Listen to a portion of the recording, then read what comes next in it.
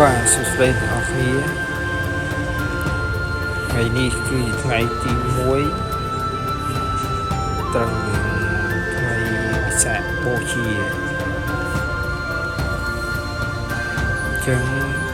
ខ្ញុំក្រុមគ្រួសារខ្ញុំ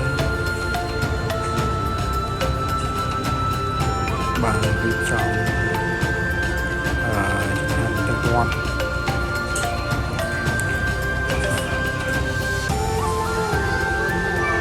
ដែលមាន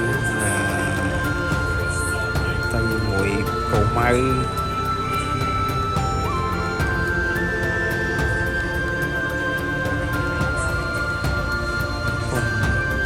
រៀបចំ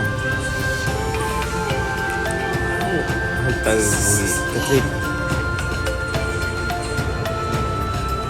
នេះប៉ុនប្រម៉ៅនេះប៉ុនខ្ញុំ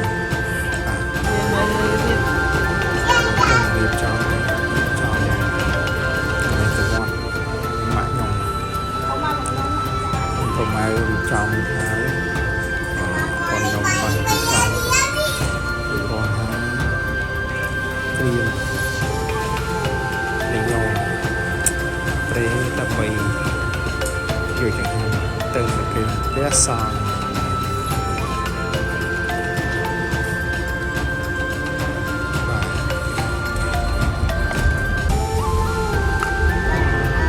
ចាក់ដើមទៀនឆ្នាំមុនបាទជួយទៅវត្ត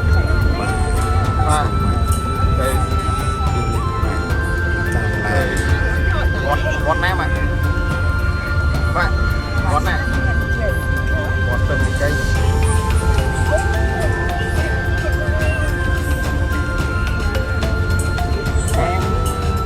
ថាស្បាយចិត្តគឺបានទៅវត្តនេះប៉ុនខ្ញុំអូយខំគ្រីប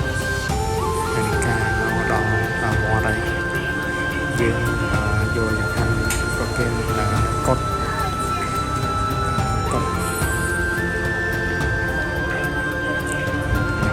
របស់ព្រះសង្ឃ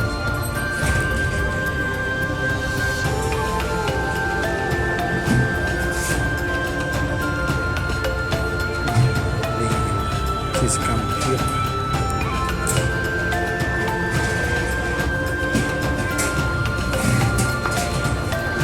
ទៅមកកូនបងប្អូនមកបាទយេអូខេដល់ជើង